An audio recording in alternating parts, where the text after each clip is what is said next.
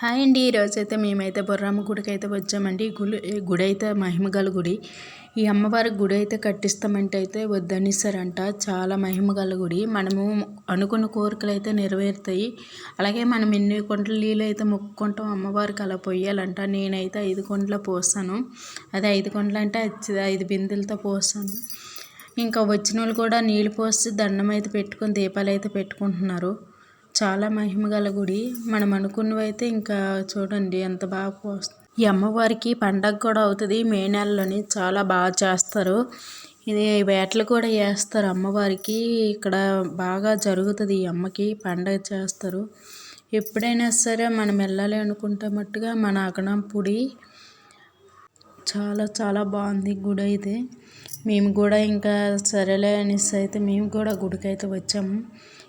గుడి చూడండి చుట్టూ ఇంకా నేను తీయలేదు కానీ